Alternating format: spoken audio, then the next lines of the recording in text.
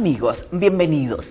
Hace mucho tiempo que los peruanos sentimos que necesitamos un mejor país para desarrollar nuestros proyectos, tanto personales como de país. Y por una u otra razón terminamos siempre frustrados. Abriendo Caminos es un programa en el que buscaremos las salidas, cómo hacer del Perú un mejor país donde vivir.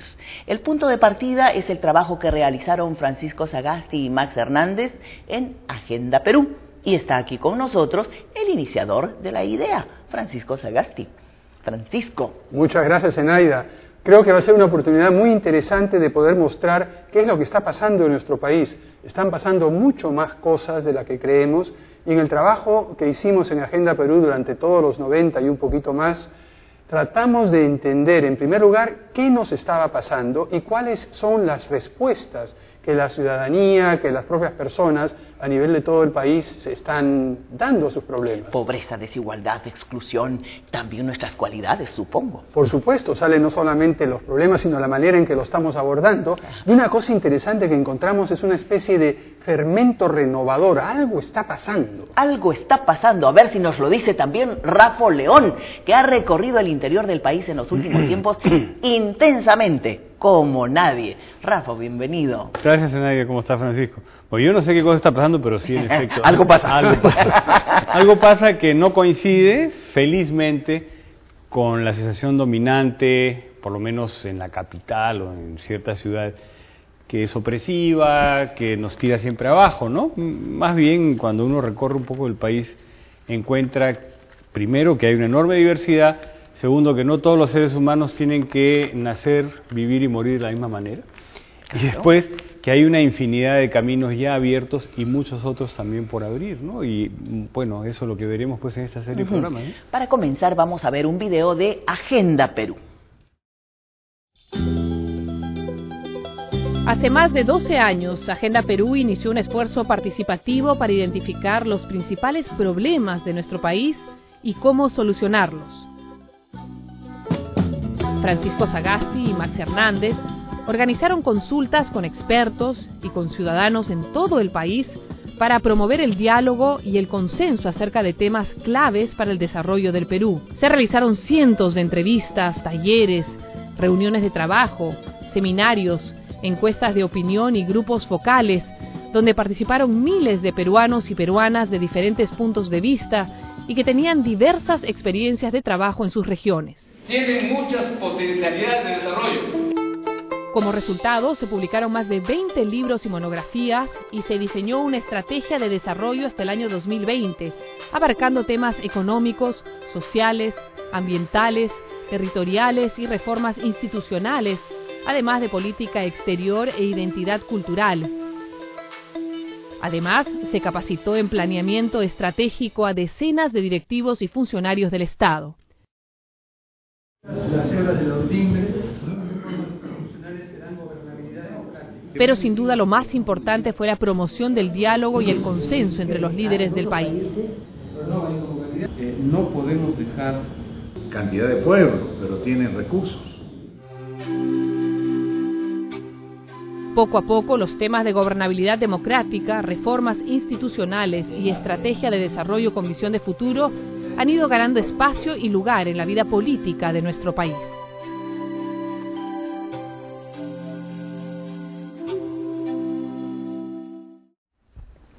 Una de las ideas centrales es que un futuro mejor no lo hacen solamente los expertos, lo que estamos haciendo acá también los ciudadanos. Así es, una de las cosas que tratamos de hacer, y no sé hasta qué punto lo logramos en Agenda Perú, fue contrastar los puntos de vista de los expertos, los estudiosos, con la de la ciudadanía en general. Claro. Todas las personas que viven y sufren. Lo que Dime una cosa, ¿en qué años se ha hecho el trabajo de campo más significativo de Agenda? Empezamos en 1993 y terminamos aproximadamente en el 2001. Estuvimos visitando alrededor de 120 ciudades, poblados en todo el país. Dime una cosa, si en ese entonces le hubieras preguntado a la gente que participaba en estos eventos, ¿usted es rico o pobre? ¿Qué salía? ¿Cómo creen ustedes que se sentía la gente? Salía una cosa media rara, la gente estaba desconcertada, era un proceso de cambios, el Estado estaba cambiando, teníamos un gobierno autoritario, salíamos de toda la época de la violencia, había un gran desconcierto y poca claridad, por decirlo así. Porque se maneja mucho esto, ¿no?, de que el peruano o el Perú es un mendigo sentado en un banco de oro. Así es, ese es una especie de eslogan nacional que va acompañado de otro igualmente fatal, que es cuándo fue que se jodió el Perú, ¿no? Sobre lo primero. Sí, no, pero antes de eso, mira una cosa importante, de lo que salió de todas esas consultas, a pesar de que he dicho que estaba la gente desconcertada y no había muchas ideas, ni claridad y problemas, salieron 4 o 5 temas centrales que espero que los podamos desarrollar, Zenaida y Rafa, a lo largo de estos programas. De acuerdo, vámonos a la calle ahora. Vamos a escuchar a la gente si siente que el Perú es un país rico o pobre. Una pregunta bien difícil de responder, sinceramente. Nosotros somos un país rico, lo que pasa es que no sabemos explotar nuestra riqueza. Es un país rico en recursos. Pobre. Perú es rico en todo, pero el Perú no lo aprovecha. Culturalmente rico, económicamente pobre. Rico potencialmente y pobre por los gobernantes. Rico. ¿Perú es rico? Es rico, claro que sí. Rico. Bueno, un conocimiento quizás. Rico en todo. Lamentablemente no sabemos administrar nuestro dinero. Somos ricos en toda la naturaleza por las zonas arqueológicas que tenemos en el Perú. Era rico hace tiempo, pero allá abajo ya. Se perdió todo, se llevó todo, no hay nada ya. Es un país rico que es explotado por empresas que lo saquean. No, para mí no es tan rico ni tan pobre. País pobre. Como patrimonio, como cultura, somos un país bastante rico. Lleno de riqueza, pero habría que explotar la riqueza. Es rico, pero mal administrado. En vía de desarrollo puede ser. No es un país rico, es un país riquísimo. Rico por la naturaleza que tiene. Es un país rico, pero los peruanos somos pobres. Los peruanos no saben lo que tienen.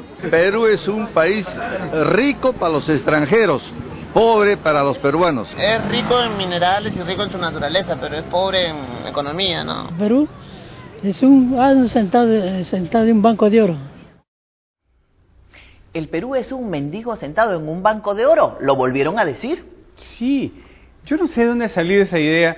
A veces pienso que cargamos todavía con el peso de haber sido un imperio y que lo hemos perdido todo, ¿no? Pero hay esa cosa derrotista que yo no sé qué cosa explica o qué necesidades, qué vacíos afectivos personales está llenando. Pero ¿no? Peor todavía, ¿no? Nos sentimos como lastimados, ¿no? Sí. Se lo han llevado todo. Pero hay un cierto sentimiento de... Resentimiento. Más que resentimiento, de estar abatidos, de que no pueden salir las cosas adelante. Por lo menos en la calle, y sin embargo lo que estamos viendo en el interior del país, como decías antes, Rafa, son muchísimas cosas que están pasando, que están sucediendo de manera positiva. Sí, pero también hay ese consenso, ¿no?, que hay que discutirlo acá. Es una oportunidad muy interesante de traspasarlo, de analizarlo, de ver qué cosa contiene, ¿no? Bueno, eso dice la calle. Ahora vamos a ver qué dicen los expertos. En efecto, desde que nos integramos a la División Internacional del Trabajo, a mediados del siglo XIX, con el guano, de ahí en adelante somos pordioseros efectivamente sentados en un trono de oro. Siempre hemos tenido grandes oportunidades. Después del guano vino el salitre, vino el caucho, petróleo, marines pescado. Ahora estamos sentados en un enorme banco de oro que proviene de la minería, y a pesar de eso la pobreza sigue afectando a prácticamente la mitad de la población del Perú. Ese es uno de los más grandes mitos que se han inventado en este país, y cuando lo escucho a mí me deprime. Si queremos parafrasearlo, para mí el Perú es un ignorante sentado en un banco de potencialidades. Rico en recursos, rico en oportunidades, muy pobre en liderazgo, muy pobre en clase dirigente. Esa es nuestra tragedia y ese es el contraste entre el oro y el mendigo, ¿no? No es que sea escaso en recursos naturales, tiene abundancia de recursos naturales, pero tiene una geografía, por ejemplo, que le hace la cosa más difícil en la extracción de los recursos. Entonces, esto va a costar en temas de infraestructura, hay que desarrollar toda una infraestructura física para interconectar a la población y hacer que toda esté incluida, digamos. Entonces, creo que como país rico no nos podemos ver. Los países ricos hoy en día son países que han desarrollado su inversión en conocimiento.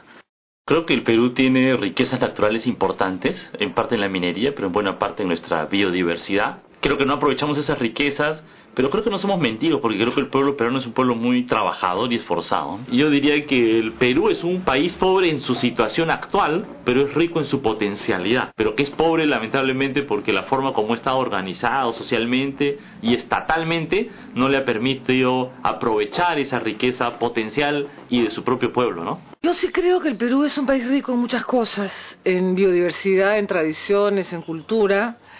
Es pobre, muy pobre, en cuanto la mitad de nuestra población vive bajo el umbral de pobreza y un cuarto bajo el umbral de pobreza extrema. Pensaría abordar el tema de la relación riqueza-pobreza en términos de desigualdad, ¿no? Esto es un país marcado por una desigualdad cada vez más creciente.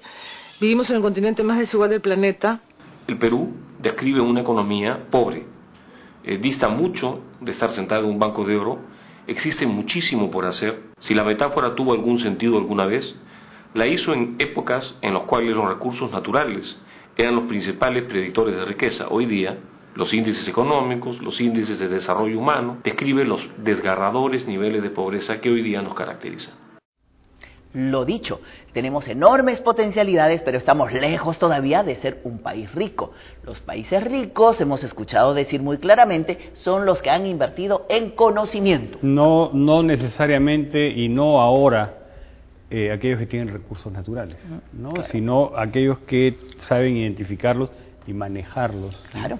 No, y darles valor agregado y explotarlos racionalmente, conservándolos por un lado y utilizándolos efectivamente. En realidad, en todo el mundo son pocos los países que han hecho el salto de ser países exclusivamente productores de materias primas y convertirse en países capaces de producir productos de alta tecnología. Pero eso es posible, se puede hacer, y ese es el gran desafío que tenemos los peruanos, en vez de simplemente, como decía Jürgen Schul, meter la mano debajo del banco y sacar otra vez más oro de diferentes tipos. Eso es lo que hemos hecho siempre. Toda la vida, exactamente. Pero la pregunta, sin embargo, creo, para este programa, es ¿por qué nos sentimos así?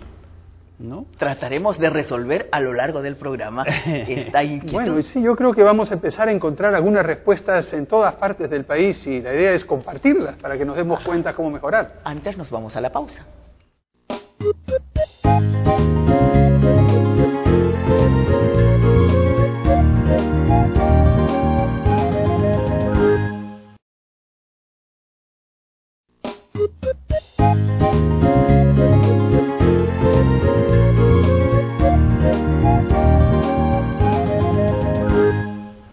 En la primera parte hemos preguntado a las personas qué piensan sobre el país, si es rico o pobre. Ahora les preguntamos a ellos mismos si se sienten ricos o pobres.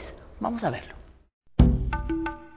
Pobre, pero con un país rico. Pobre no creo, ¿no? Una persona humilde nada más. Rica, porque tengo mis alumnos que ellos son el futuro de Perú. Pobre, una persona pobre. No tan rica ni tan pobre. Rica, porque soy de Perú. Mientras trabajo y tengo que comer, no soy pobre. En nuestro país no hay personas ricas con respecto al dinero. Yo soy una persona rica, pero mi cuenta bancaria no está de acuerdo conmigo. Bueno, con el trabajo que tengo me siento bien. Rico porque tengo valores. Yo creo que clase media. Aspiro a ser rica, ¿no? Rico en conocimientos. Una persona muy rica. Yo me defino como una persona rica porque depende de uno mismo, no de... Clase media normal. Pobre no. Más o menos. Pobre, señorita Cano, no. Clase media, pobre no. Pobre, soy peruano. Pues somos miserables porque no sabemos reconocer lo que tenemos. Clase media. No, pobre como todos, ¿no? Como todo el mundo. Yo me considero una persona rica. En términos económicos, no soy rico, pero en términos de valores, en términos de capacidades o de talentos, soy una persona rica. Bueno, pobre no creo, pobre no, pero tampoco rico, intermedio. Rica porque tengo una naturaleza, tengo algo hermoso, por mi Machu Picchu. Ni pobre ni rico. Yo mismo me considero como un inquilino en este país. Los pobres nos consideramos como inquilinos. Me ha dado la impresión de que las personas quieren sentirse más o menos, ni ricos ni pobres. Perdón que te interrumpa, ¿tú te sientes rico o pobre? Rica. Aunque mi cuenta bancaria no diga lo mismo. Yo soy un rico en mal momento. No, eso es interesante, la tendencia, supongo que en todos lugares, ¿no? Es así, a ubicarse uno mismo y ante los demás en una especie de justo medio, ¿no? Que, digamos, no ser demasiado rico para no desatar fantasías negativas, ni demasiado o envidias. Envidias, claro. Pero eso es bien peruano, ¿ah? Para desatar lástima, ¿no? Claro, pero lo interesante es que se entiende la riqueza de muchas maneras. Hemos escuchado la riqueza en términos naturales, en términos de cultura, en términos de valores. O sea que no es solamente más tener allá plata. De lo económico, claro. Eso es una cosa interesante y eso es algo que hemos visto a lo largo y ancho del país. Empieza a sentirse una especie de sensación mucho más amplia de que ser rico es algo más. Sí, pero ojo, hay gente que te está diciendo que se siente inquilina en el país. Y miserable. Y miserable. Cierto. Y eso nos indica un drama. Pero claro, un drama compartido con otras opiniones, con otras sensaciones, pero es un drama bastante generalizado, ¿no? Vamos a ver ahora qué dice nuestro panel. Realmente, en principio, lo que tú ves es claramente cómo a algunos se le dificulta ubicarse en esta dicotomía rico-pobre, ¿no? Prefieren decir soy clase media, somos intermedios, ni ricos ni pobres, que es una cosa que se daba con mucha más fuerza antes, ¿no? O sea, la gente prefiere la categoría clase media, decir soy pobre es un calificativo duro que de alguna manera implica también una cierta autocrítica, ¿no? Ese señor que dijo los pobres somos inquilinos en el Perú, yo creo que debe ser tomado muy en serio. ¿Qué hemos hecho para producir una exclusión de tal naturaleza que hay gente que siente que es inquilina en la tierra que por derecho les propia?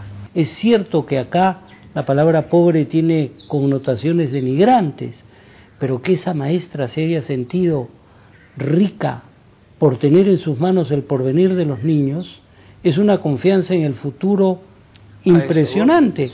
La persona que desde la sierra se siente orgullosa de esa riqueza que está sintiendo todos los días, también creo que está hablando desde adentro. Las sociedades tienen ciertas riquezas que a veces no percibimos.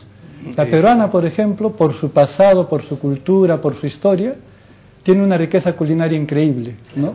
Y yo creo que sociedades que tienen en relación a sentidos básicos como el comer, como la música, como el hacer el amor, incluso, tienen una cultura importante, son sociedades que deben ser envidiadas por el resto. Que no valoramos suficientemente lo que tenemos.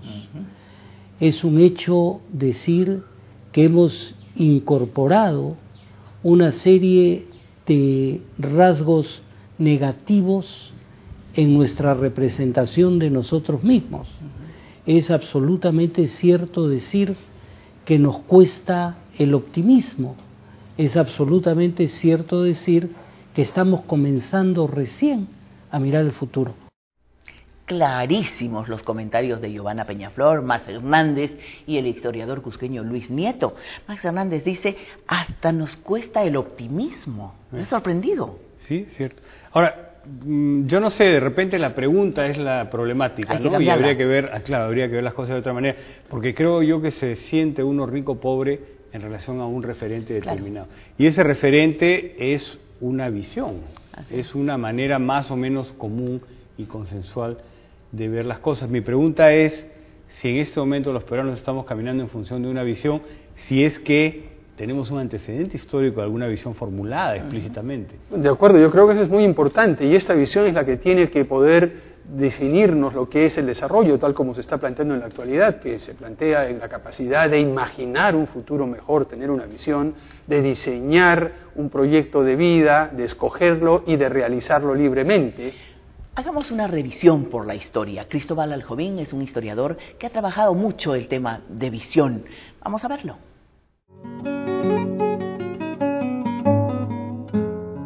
El Perú tiene una rica historia de visiones de futuro. Veamos alguna de ellas.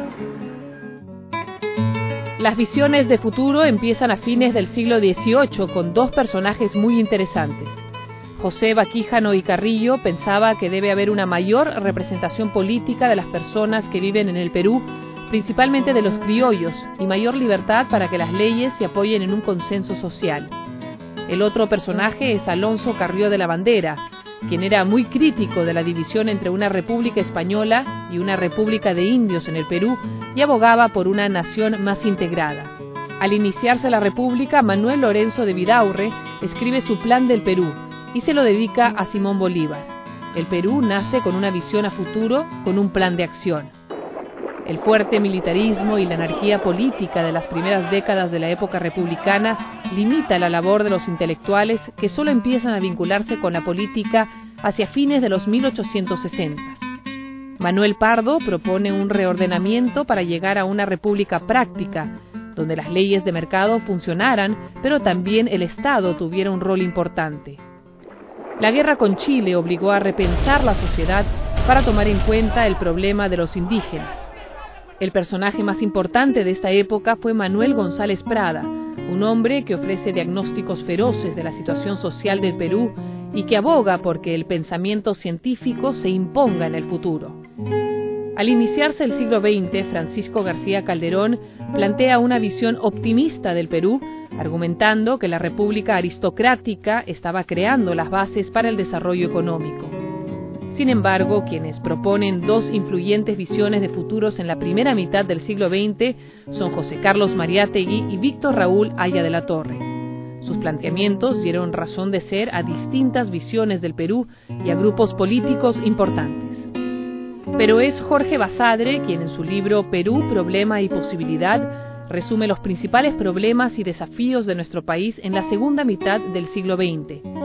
Para Basadre, la promesa de la vida peruana ha sido incumplida y reclama un país más inclusivo, rechazando las ideas de los corruptos, los congelados insensibles y de los incendiarios destructivos. En los años 50, José del Carmen Marín, fundador del Centro de Altos Estudios Militares, CAEM, planteó que necesitamos un proyecto nacional para orientar nuestro futuro. Otro personaje importante de esta época fue Fernando Belaúnde, quien planteó un futuro vinculado a nuestras tradiciones ancestrales, pero con contenidos modernos. Este pequeño esbozo histórico muestra una tradición compleja y a veces contradictoria de visiones de futuro que han dado razón de ser a movimientos que lucharon porque estos futuros deseables se hicieran realidad en el Perú. Peruanos notables pensaron el Perú. Y entonces, ¿por qué a veces parece que somos un país de desconcertadas gentes? ¿Sabes por qué de repente? Porque sigue demasiado vigente aquello que Basadre indica como un atentado contra una visión, que es la subsistencia de la corrupción, la subsistencia de la violencia y de la indiferencia. Claro, lo importante, me parece, de lo que hemos visto anteriormente, pese a lo que nos dice Basadre, es que tenemos y hemos mostrado en nuestro país esa primera condición para poder desarrollarnos, es decir, imaginarnos una situación mejor a la que estamos. El problema es que muchas veces en el Perú nos quedamos en eso, nos imaginamos, soñamos, pero nos falta esa capacidad de vincular nuestros sueños a la realidad, de gestionar, de pasar a la parte de acción. Y es un país de marginación también. Basadre ya lo decía. Sí, claro. Pedía un país más inclusivo. Mira, en su tiempo. Y seguimos en lo mismo. Y seguimos en lo mismo. Ahora, quizá haya que ver las cosas desde otro ángulo. No tanto desde el discurso explícito, o teórico, conceptual, de la historia, de una visión, sino a partir de experiencias pequeñitas, ¿no? Yo les propongo ver el caso de Nilda Cañañaupa. ¿Quién es Nilda Cañañaupa? Cañañaupa. Cañañaupa. Nilda es una cusqueña de entre 45 y 50 años de edad. Nació en Chinchero y como toda mujer de Chinchero, ella es comunera, ciertamente. Como toda mujer de Chinchero es tejedora. Las mujeres en Chinchero nacen al lado de un telar. Eximias tejedoras. El textil cusqueño, no es solo una opinión mía, tiene las posibilidades de ser quizá el próximo gran patrimonio.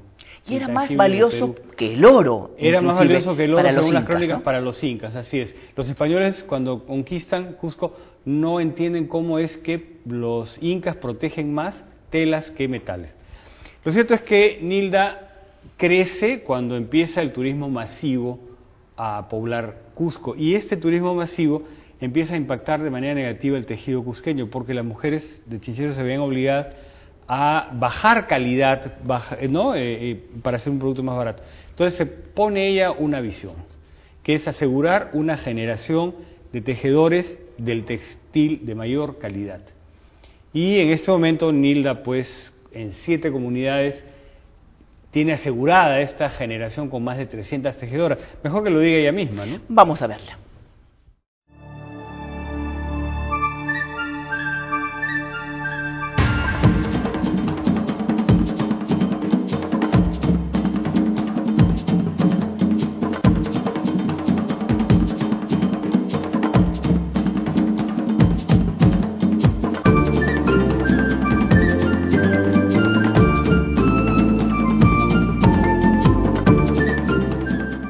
empezamos con el objetivo principal de rescatar las técnicas, tradiciones, usos, tinte natural de nuestros tejidos cusqueños. Cuando tú dices rescatar, ¿es porque había una situación de riesgo, de pérdida? ¿Qué pasa? ¿Qué estaba pasando con el tejido, por ejemplo, en Chincheros? En los 60s, 70s, había varias cosas que estaban sucediendo. Uno, que estaba en peligro de desaparición.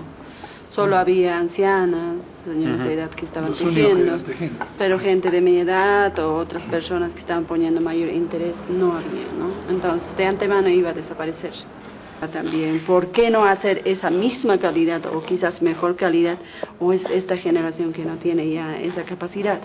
Por supuesto, los abuelos nos decían, ustedes no van a tener esa capacidad, porque no hay que tener paciencia, demora mucho tiempo, ahora la gente quiere solamente rápida y ganar mucha plata, ¿no? Y mucha gente también me venía diciendo, ¿y por qué tú regresas de Estados Unidos a este país para ganar este sueldo de miseria y todo, ¿no? Cuando todo el mundo quiere irse y todo. Es una actitud, es una decisión difícil. Cuando tú trabajas con tanta gente, tienes responsabilidad. Y lo económico para ti es pasar al 3er grado, 4º grado, ¿no? O sea, que es el sentido de Es el sentido, porque que te hace feliz. En algunas comunidades hay casitas de 1 piso, de 2 pisos, ahora tienen de adobe, ya no de calamina, lleno de paja, hacen baños. Se compra la ropa, en el sentido de nutrición mucho mejor. Y cuando están mal también están operándose, cosas antes no pasaba tampoco eso. O sea que esos ingresos les ayuda a mejorar su vida, su calidad de vida. Exacto. Yo pienso que sí. ¿Y qué fue lo más difícil que encontraron en Nilda? El problema más grave que tuvieron durante estos 20 años en los cuales has empezado primero a tener este sueño y luego a hacerlo poco a poco hasta que ya del 95 en adelante. ¿Cuál fue el problema principal, la dificultad? El problema principal, yo pienso hasta ahorita, es la parte comercial, de comercialización de tejidos. Tiene problemas de impuestos, el dinero siempre involucra un poco de corrupción también en las comunidades. Impresionante la mística de Nilda Cayañaupa. No es la única experiencia que tenemos. Al retornar, les mostramos más.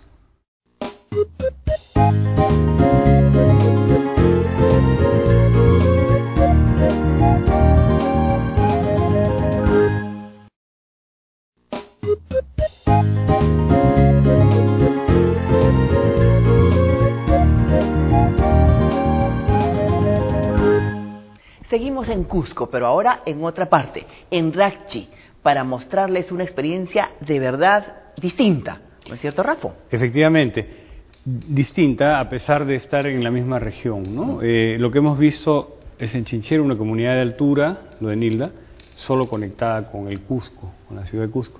Lo que vamos a ver ahora es Racchi, es una comunidad que está a la mitad de camino entre la ciudad de Cusco y la ciudad de Puno, es decir, al sur del departamento de Cusco. Una cosa que creo que es importantísima de tener en cuenta para entender lo que vamos a ver, el 90 o más % de los pobladores de esta comunidad tienen estudios superiores. ¿En qué están formados? La mayoría son maestros, porque... Formados en Sicuani. Claro, Sicuani les queda muy cerca, hay un buen pedagógico en Sicuani. Entonces, mujeres y hombres, en su mayoría, gente, digamos, que tiene entre 30 y 40 años, o entre 25 y 40 años, son maestros. Veremos la experiencia de Racchi.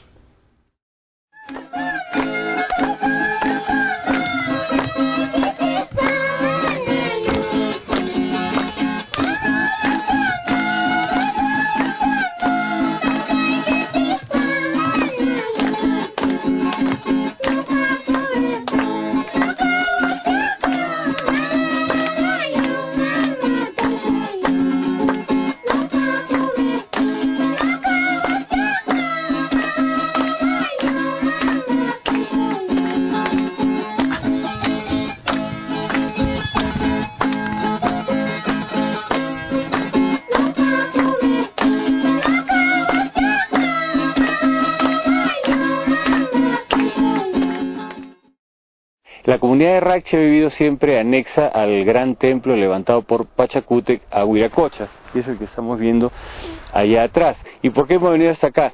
porque hay un emprendimiento muy interesante. La comunidad vio por muchos años cómo el turismo llegaba para visitar el templo de Rachi y eso a la comunidad, a la población local, no le dejaba ni un ingreso.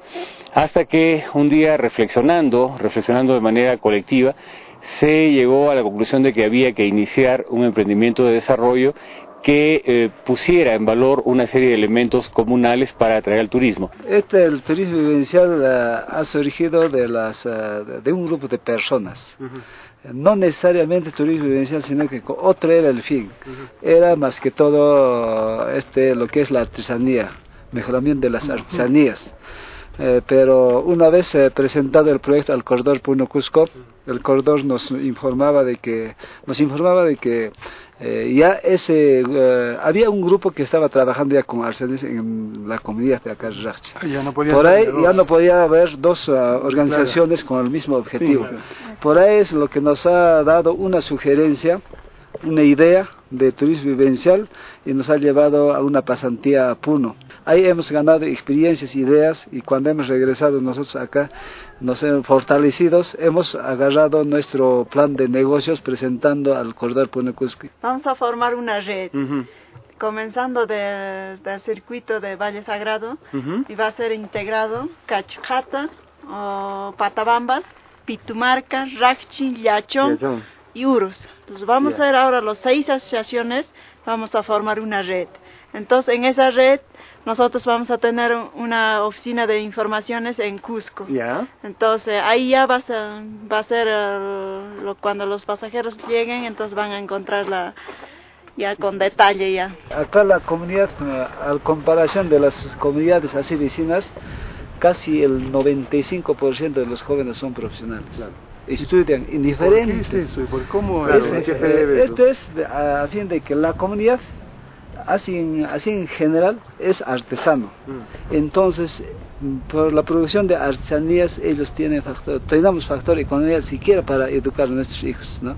Artesanía tiene que seguir porque no debe morir. Porque también ahora estamos pensando agricultura ecológica y también queremos poner la medicina natural. Que aquí en la zona de Rachi, desde más del fondo de las plantas acuáticas hasta la más altura, ahí encuentras en el único sitio en Rachi. Yo sé que al cabo de 10 años toda la comunidad vamos a tener ese trabajo y todos vamos a estar bien. Y toda la historia de esta experiencia empezó con la necesidad de un baño. Claro, hemos visto repetidas veces la imagen de un baño ahí, ¿no? Y es que efectivamente la comunidad estaba buscando una salida económica. Ellos no son, en rigor, campesinos. La propiedad de la tierra de cada una de las familias es muy pequeña, apenas alcanza para autoabastecerse. Y son maestros. Entonces, decidieron plantearse las cosas de otra manera y entran en relación con un proyecto estatal que es el proyecto Corredor Sur, que tiene financiamiento de Naciones Unidas a través del FIDA. Y el FIDA se acerca un poco para discutir qué opción se plantea a la comunidad para desarrollar. Y un comunero había observado un detalle muy importante. Los buses de turistas que van de Cusco a Puno o al revés, siempre se detienen en Rachi para ver el templo de Huiracocha. Y los turistas, cuando bajaban, estaban felices de estar donde estaban, pero querían ir al baño y no había baño. Entonces, en esta reunión con el proyecto Corredor Sur, levanta la mano y dice, apóyenos con un baño. Y a partir de ese baño, que da un resultado favorable inmediato, se empieza a articular todo el proyecto de turismo. Maravilloso. Y luego el cielo es el límite, porque empiezan a trabajar ahí, cerámica, plantas medicinales. Algo muy interesante, pero lo que vemos es, y lo que estuvimos viendo en esa visita, es una actividad productiva muy diversificada, que empieza con artesanía, luego se estanca, y como dice Rafa, de un momento al otro empiezan a buscar nuevas oportunidades, el baño se convierte en el disparadero, de ahí empiezan a formar sus propios guías para mostrar las ruinas del templo de Huiracocha, en vez de hacer que vengan otros guías, y poco a poco van pasando a diferentes tipos de actividades, y de estas actividades logran establecer las bases para un futuro mucho más razonable. Hay que rescatar su organización, ¿no? Y su disciplina también. Y la educación, para ir caminando. Y la formación, indudablemente, que se nota. Les propongo ahora ver una experiencia distinta, ya no a nivel artesanal, sino al revés, a nivel, en la otra orilla, a nivel industrial. Netalco es una fábrica extraordinaria. Han mandado polos hasta la NASA. Así es, Netalco es un caso sumamente interesante. Es una fábrica realmente de avanzada, el otro polo opuesto a lo que ha hecho Nilda Cayañaupa. Y vamos a ver, creo, un caso sumamente interesante de cómo se puede ser competitivo a nivel mundial haciendo las cosas bien en nuestro país. Veamos Netalco.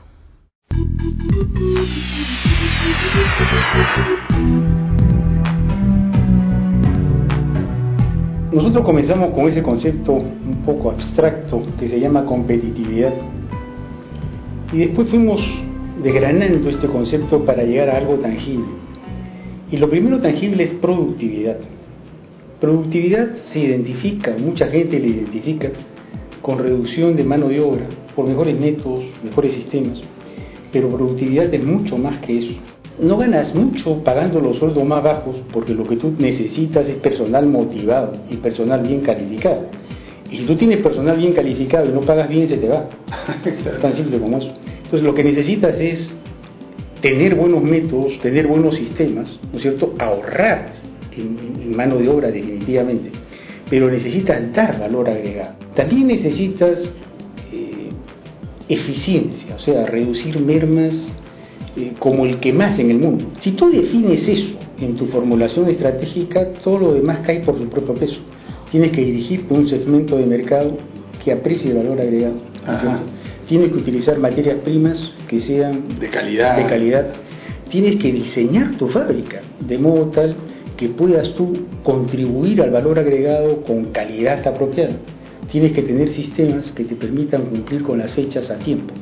Tienes que tener maquinaria y equipos en general que te permitan darle un buen servicio al cliente. O sea, todo eso parte de una primera definición. Queremos productos con alto valor agregado, ¿no es cierto? Y con alta calidad. Y en eso estamos ahora. Somos una empresa con unos sistemas envidiables, probablemente únicos en el mundo, ¿no es cierto? Estamos diseñando un sistema integrado en este momento en conjunto con una empresa brasilera para tener, digamos, todo un sistema integrado en producción, o sea, todas las etapas de producción con administración, que es, repito, un intento casi único. ¿Cómo te imaginas tú? ¿Cuál es tu visión para el futuro de Netalco y de la industria textil peruana en los próximos 10 a 15 años? ¿Cómo la ves? Mira, nosotros nos vemos, el 2010 por lo menos, complicándonos más la vida, ¿no es cierto? Nos vemos haciendo prendas más especiales, con mayor valor agregado, aquellas donde a la competencia le sea difícil participar. Y todo esto con una gran eficiencia, con una gran productividad y siendo, como consecuencia de todo ello, competitivos. Demostrado, en el Perú se hacen productos con alto valor agregado. Y además, a 10 años, el gerente de Netalco se ve complicándose más la vida, haciendo cosas que los demás no pueden hacer. Esa es la idea, y es interesante ver el origen de Netalco. Esta era una planta que pertenecía a una transnacional, Bunge-Born, la Fabril, exacto, y a mediados de los 90 decidieron irse del Perú, y lo que sucedió fue algo interesante. Los propios gerentes y funcionarios decidieron comprarle la fábrica, conseguir inversionistas y capital, y ellos mismos se fajaron y empezaron a convertir a Netalco en lo que es en este momento. Una empresa que tiene alrededor de 2.000 trabajadores. ¿Que les paga bien? Esa es una de las cosas que me gusta del testimonio de Carlos Castro, que está demostrando que no todo el empresariado peruano es como la caricatura lo dice, ¿no? Una persona mercantilista que lo único que quiere es sacarle el jugo al trabajador. Ya eso ha estado cambiando, ha estado cambiando. Yo creo que estamos viendo ahora toda una nueva generación de empresarios en nuestro país que están cambiando la actitud tradicional que tenían los empresarios privados. Esa es una muy buena noticia. Nos vamos a la pausa final.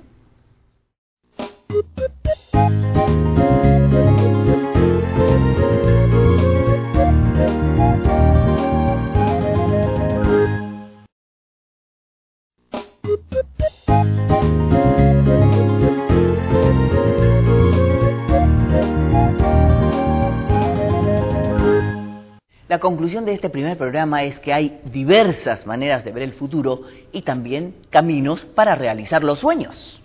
Sí, pero creo que deberíamos saber que una sobredosis de sueños también puede traer un empacho, ¿no? O que hay sueños realmente insuficientes. O idealizados. Muy baratos. A mí me encanta lo de Nilda, me encanta todo lo que hemos visto. Sin embargo, no dejo de preguntarme. Nilda, con el proyecto de textiles, le asegura a 300 comuneras del Cusco un ingreso diario promedio de $2 a cada una. 7 soles. 6 soles. 7 Horrible, claro. No pueden vivir con ese pero dinero. eso es por encima de lo que tenían antes como subsistencia. No, es el jornal diario. Correcto. Es el ingreso por el trabajo de todo el día, absolutamente insuficiente. Claro, tiene el inmenso valor de que eso está rescatando una técnica ancestral que puede ser un bien patrimonial. Sin embargo, en el día a día, ¿cómo subsistes con $2 La diarios? mística no llena la olla. No llena la olla. Sin embargo, yo me remito a lo que nos dice Nilda, que han mejorado su situación, que se atienden en los médicos, que se han salido de los programas Eso también es cierto. asistenciales, que han mejorado su casa. Caramba, para ellos, incluso esos $2 es un enorme cambio en su calidad de vida. Y por algo se empieza, no es suficiente. Pero no por podemos algo estar contentos, con eso no podemos estar contentos. Eso nos indica más bien que la brecha en el Perú es enorme entre los que tienen 6 soles para comer en el día y los que se gastan en un almuerzo. Sí, lo que sea. El cielo es el límite. Sino que además tener que considerar que es un gran logro que haya 300 familias que reciben $2 diarios, ¿no? Horror. Estamos en el foso todavía. Bueno, Francisco. pero estamos por lo menos mirando cómo salir. Miremos de manera optimista el futuro. Vamos a hacer un repaso de algunas cosas que nos han dicho nuestros invitados en este programa. Rica porque tengo una naturaleza, tengo algo hermoso. Por mi Machu Picchu. Rica porque tengo mis alumnos que ellos son el futuro del Perú. Que esa maestra se haya sentido rica por tener en sus manos el porvenir de los niños es una confianza en el futuro impresionante. En algunas comunidades hay casitas de 1 piso, de 2 pisos, ahora tienen de adobe, ya no de calamina, ya no de paja, hacen baños, se compra la ropa. Mejoran la cocina. En el sentido de nutrición mucho mejor. Y cuando están mal también están operándose, es cosas. Antes usan no para pasaba salud, tampoco no eso. O sea que esos ingresos les ayuda a mejorar su vida, su calidad de vida. Exacto. Yo pienso que sí. Vamos a formar una red, comenzando del circuito de Valle Sagrado, y va a ser integrado Cachujata, Patabambas, Pitumarca, Racchi, Yachón y Urus.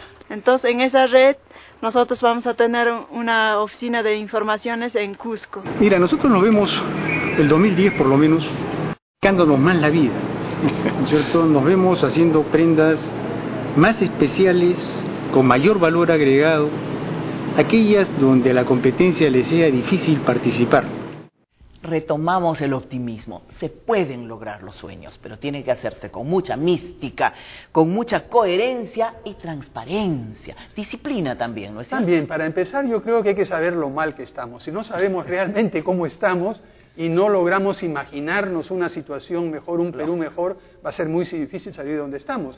Y creo que lo que estamos empezando a ver en estos casos es intentos aislados, quizá cada uno por su lado, pero de empezar a salir, a soñar y realizar los sueños. ¿Pero qué cosas en común encontramos en las 3 experiencias? Yo creo que hay muchas cosas, acaba de decir Zenaida, persistencia, consistencia. Hemos visto, por ejemplo, cuando en Racchi empezaron con un programa y no se pudo hacer, bueno, no se quedaron, no se puede hacer ese programa, sino buscaron otras opciones, otras alternativas. Yo creo que esa capacidad de responder ante la adversidad es, en primer lugar, algo importantísimo. Mística. Un segundo tema es también, Zenaida, la diversidad de formas que has mencionado tú, Rafa. Y la transparencia. Si no hay transparencia, no hay nada. No, claro, seguimos con los 3 enemigos que mencionabas, Adri: la indiferencia, la corrupción y la violencia. Y a mí me parece interesante también este asunto de una especie de austeridad frente a la vida, sobre todo por parte de los líderes, ¿no? No me gusta la palabra porque es demasiado cristiana, pero una cierta renuncia, digámoslo así, de algún estándar de comodidad material o de gloria en función del cumplimiento de un y además objetivo. que golpeen la cara a los que no tienen, exactamente, a los que reciben 6 soles al día o 3 soles. Lo interesante es cuando vemos y reflexionando sobre lo que hemos visto ahora y lo que vimos en Agenda Perú, hay 2 o 3 ideas centrales que también vuelven a salir y que no hemos rescatado lo suficiente.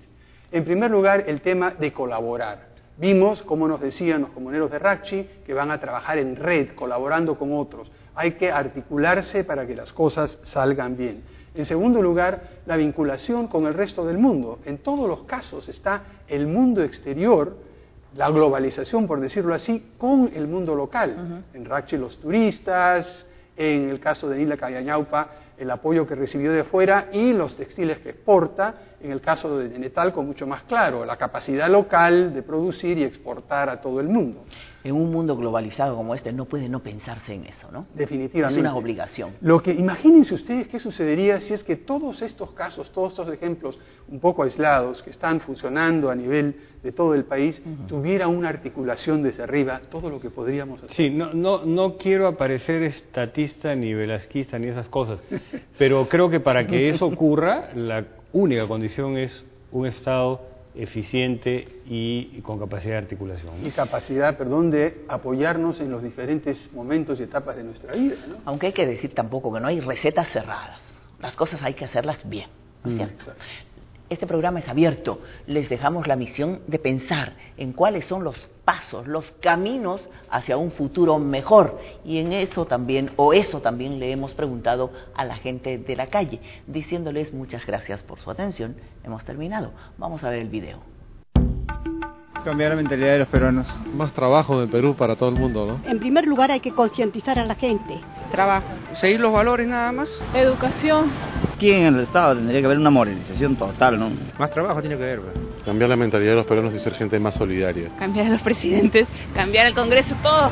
Empezamos por el tema de capital humano. Trabajar duro, así para que no nos gane la angustia.